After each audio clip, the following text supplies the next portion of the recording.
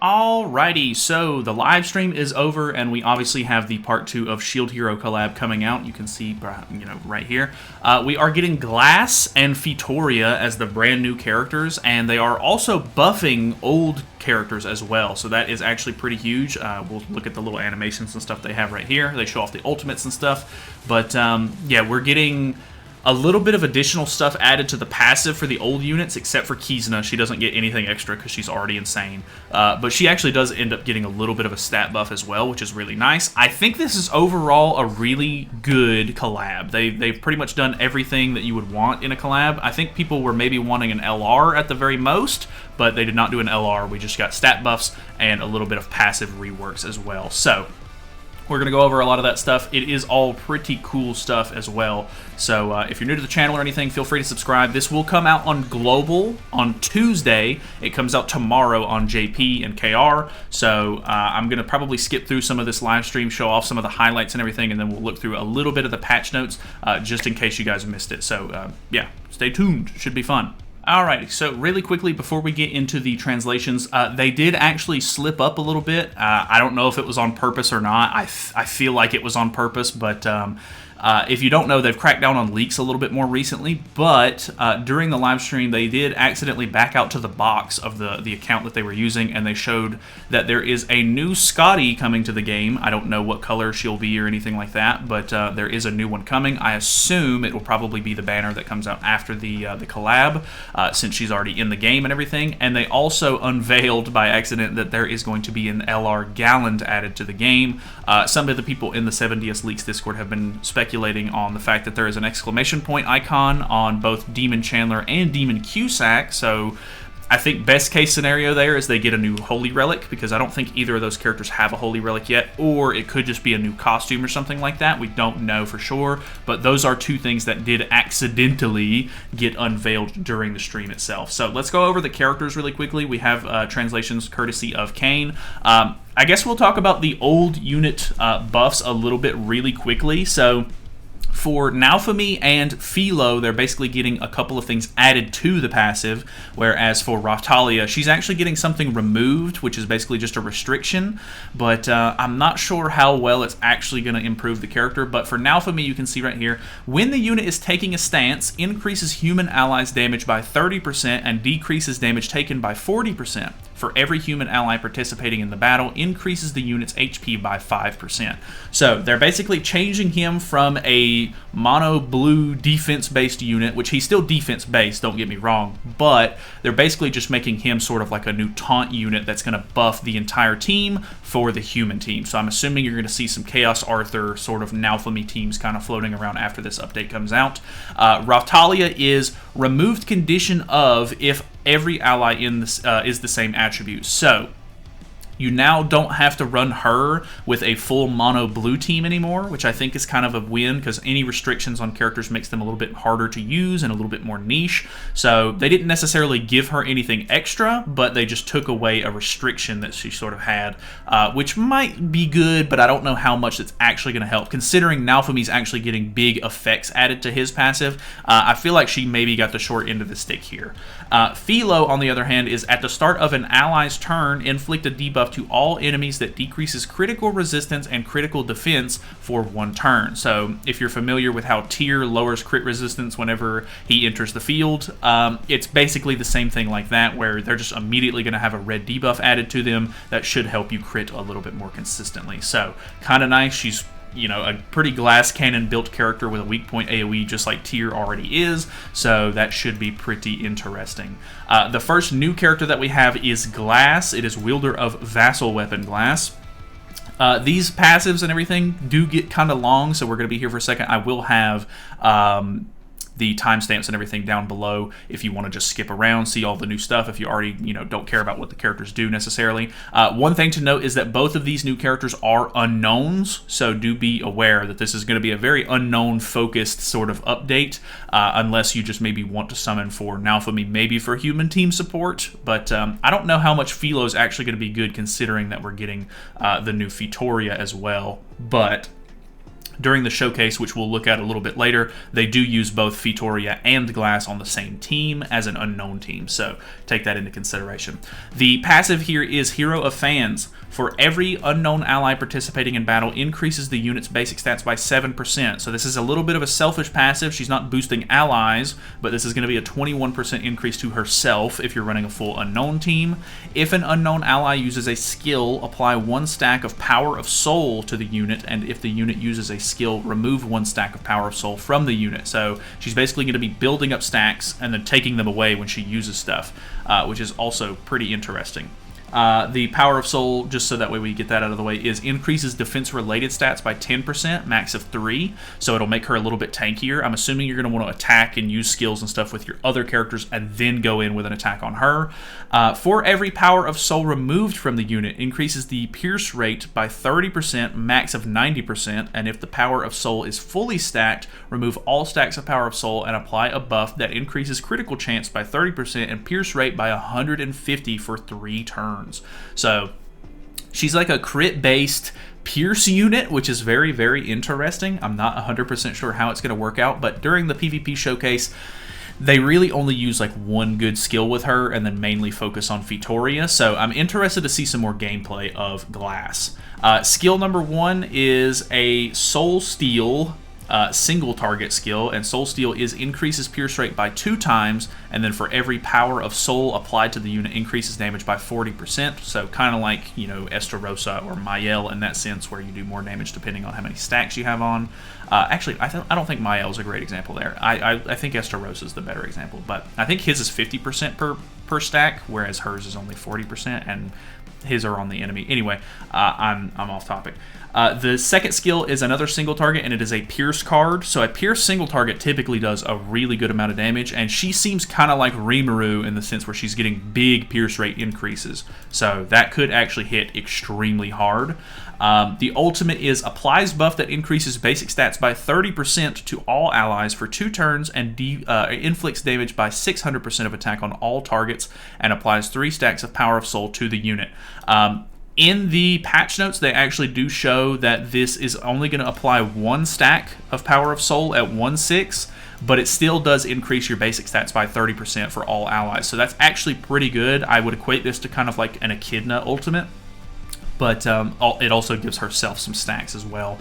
And I don't think Echidna's ultimate gives all basic stats to the entire team. It's just for Echidna. So pretty interesting sort of like buffer ultimate here. The Holy Relic is for every Power of Soul removed from the unit, increases the unit's critical chance by 20%, max of 60. So extra crit chance is obviously very good. I think that she's a very, very interesting character, but they focused a lot more on Fitoria when it came to gameplay, so that is definitely going to be interesting to see tomorrow whenever people get their hands on her. Fitoria the passive is extremely long here, so bear with me a little bit.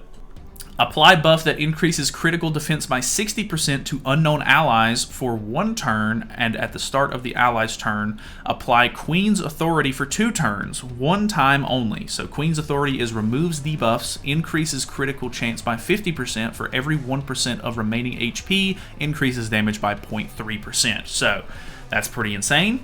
For every unknown ally participating in battle, increases all stats of the unit by 5%. So if you're running a full unknown team, that's a 15% all stat increase. Increases damage by 50% when using Gust skills, and for every enemy that has been damaged by unknown allies and with a critical attack in ally's turn, apply Sharp Claws to the unit. So I'm assuming one of these attacks, yeah, so her AoE skill has Gust, so that's part of the ability there. And then Sharp Claws ignores enemies' critical resistance by 15%, a max of 3 stacks can be applied. If Sharp Claws is max stacked, at the start of the ally's turn, removes all stacks of Sharp Claws and applies Queen's Blow to the unit. Queen's Blow increases damage by 50%, critical chance by 50%, and pierce rate by 250%. So you get a huge increase there. Single target ability right here it lowers enemies' critical defense by 80%, and I think this is at level 3, so take some of this with a grain of salt. But critical defense lower, and then it has Sever damage, which is 3 times crit chance. So kind of interesting. The inflicts gust damage by 250% of attack on all targets skill. Gust is ignore enemies' defense-related stats by 30%, increases critical damage by 2 times. So seems like it's going to hit pretty hard. The ultimate is Descent of the Queen. Apply 3 stacks of Sharp Claws to the unit and apply Queen's Blessing to all allies for 3 turns and inflict spike damage, which is 2 times crit damage, by 450% of attack on all enemies. Queen's Blessing increases attack-related stats by 30%, defense-related stats by 30%. So that's kind of interesting. I think hers is a lot more pay to win with the ultimate stuff, so hers gets scaled down pretty hard. I think she only applies 1 stack of Sharp Claws, if I'm not mistaken. We can pull up the patch notes right here. You can see it is 1 stack of Sharp Claws at 1/6 and 2/6, and then instead of a 30% attack related and defense related, it's only 5% at 1/6. So do be aware that those are going to scale pretty hard on ultimate levels, which makes her pretty pay to win. Her Holy Relic is for every Sharp Claws applied to the unit increases single target skill damage by 15%. So her single target is like a Rasengan looking attack, which I think is kind of interesting, but that is what the characters do. So let's swap over to the patch notes a little bit here. We're going to look at the banner a little bit first. Of course, like I said, hers is a little bit more pay to win. Glasses, surprisingly, is not as pay to win. Obviously, you're going to get more stacks of her passive on, but for the most part, the increases and stuff are still pretty much the same. The banner itself, I think, is like best case scenario. You have a couple of new characters in here that maybe you've missed.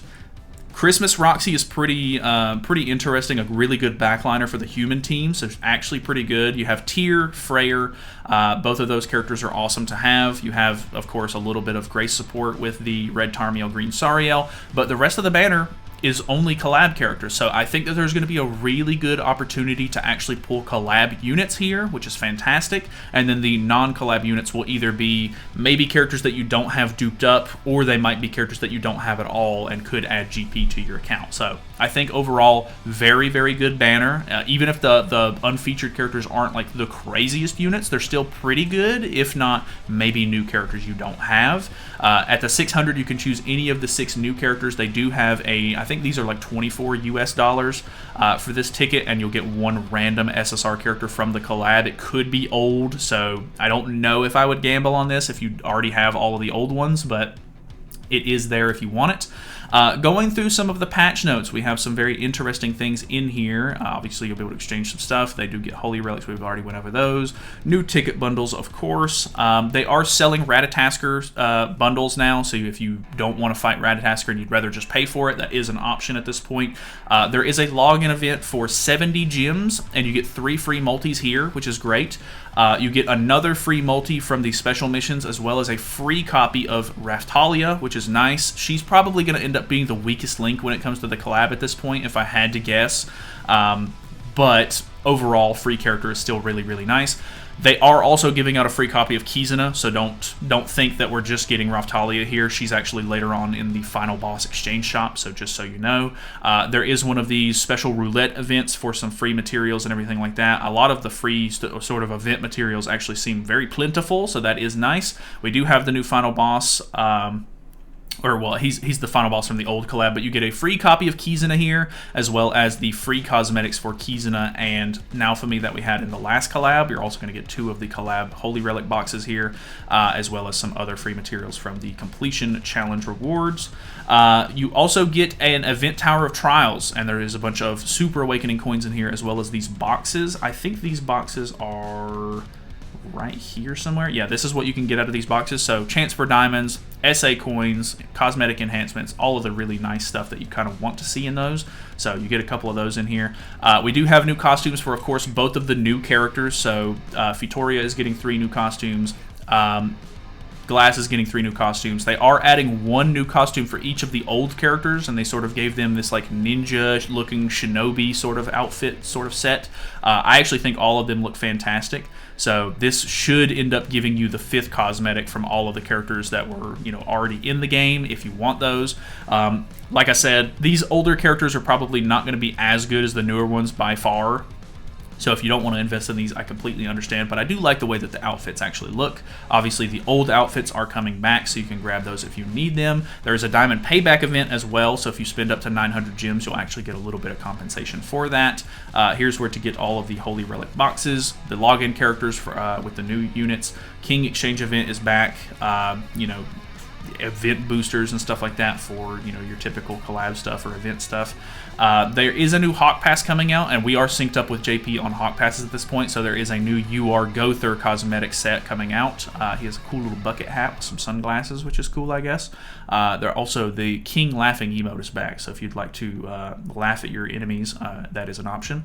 They're also adding this new bulk registration and cancellation function, so you can basically now register all of the best cosmetics that you have at one time, or remove all of the cosmetics that you have with 2 buttons right here, just in the UI now, which is kind of cool. I would imagine most of you probably already have your costumes equipped, but if you just want to maybe min-max a little bit, you could just unequip all, and then it's supposed to register, you know, it says right here, they will be registered in descending order of fighting class. So I think it's going by like most CC gained, so it should min-max and add the best costumes that you have, and equip those. So that's kind of a nice little feature, nothing too crazy. They fixed a bug where some sounds were wrong on Ratatasker, and there are stat increases for these 3 older collab units. So it doesn't look like it's anything too crazy. Naofumi doesn't get the most defense here. Raftalia actually does get a pretty decent boost to defense, and then just overall the stat buffs in general are pretty good. Like I said, Kizuna does actually get a stat buff as well. Nothing too crazy because she's already an insane PvE unit in general, but there are the changes to the passives that we've seen earlier.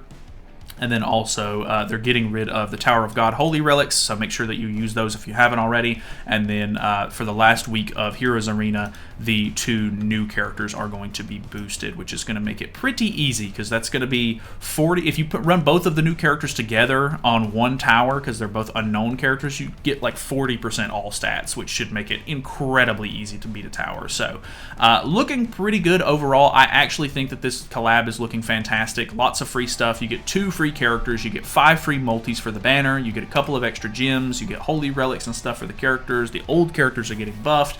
There is just so much value here if you are interested in the collab at all. And on top of that, I think if you don't have gems or you're not interested in unknown characters, I think that you have a really good opportunity to actually skip this thing, because both of these characters are for the unknown team, so if you're not interested in that, maybe you already have all of the old 4 characters. The only other one that I could see being like super like summon worthy is maybe Naofumi, because he's now going to be a little bit more of a human team support character. But yeah, let's look at a little bit of the PvP gameplay here just to finish things off. I'm going to skip in. They are using a Gelda sort of demon team setup here with the other team, but overall, the characters look pretty strong. Fitoria, the unknown team, does actually get to go first here, and they're using Gother, which I think is a little odd because, you know, I mean, it's still good. A rank up is fantastic, of course, but he's not going to get the most use out of his passive being on a mono unknown team, because the way that his passive works is if he wants to, upgrade his own skills, you need to use 3 different race characters, but good little damage right there. You can see they use 2 skills before they use Glass, so she's built up a little bit of her passive, and then they delete Gelda off the field. The one caveat to that is that Gelda is a character that needs to build up her HP through lifesteal of her team, so the fact that they kill her off turn 1, take that with a little bit of a grain of salt, because obviously she has not built up any of her passive yet. She's not super tanky yet, but obviously it is a good idea to try to get rid of her turn 1 anyway, so I can't really blame them for doing that.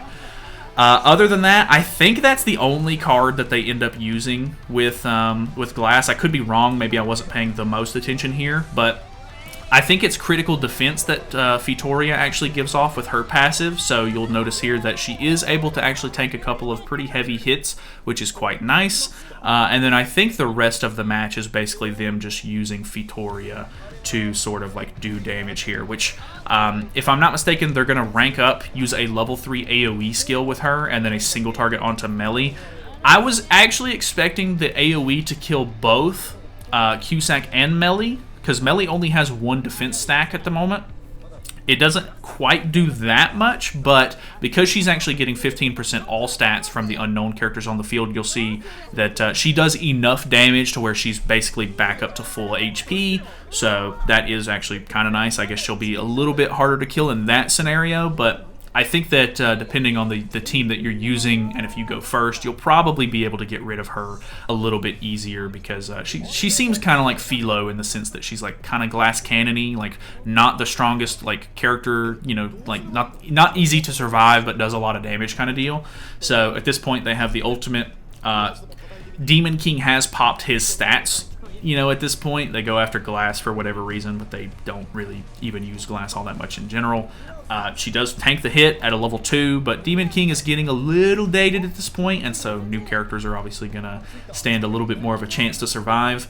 I think they do have her Queen's Blow sort of passive on here, which I can't remember what that does at the moment, but they do use the 6/6 ultimate. So AoE's first, which is kind of odd, I guess. I would have assumed that they would have just tried to go straight ultimate here. Actually, no, this is the single target.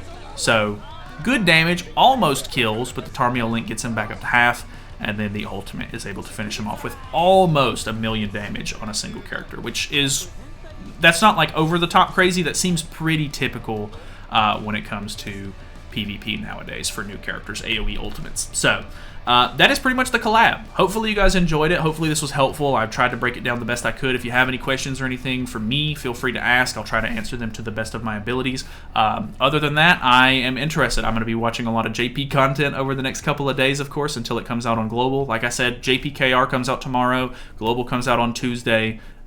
I'm very interested to see how these characters sort of like look in game from actual, you know, people's perspective, not just the showcase that they're sort of putting on here. But the new Skadi and LR Galland look really, really cool. Those could be coming as soon as, like, you know, in a couple of weeks. But I'm actually very happy with these patch notes. I think everything from this collab looks pretty sick. So thank you guys so much for watching. Hopefully you guys enjoyed it. Feel free to subscribe if you haven't already. We're going to be going over this stuff, you know, whenever it comes out on Global, messing around with the new characters and everything, and it should be a fun time. So I will see you guys there. Have a great day. Hopefully this was helpful. See you later.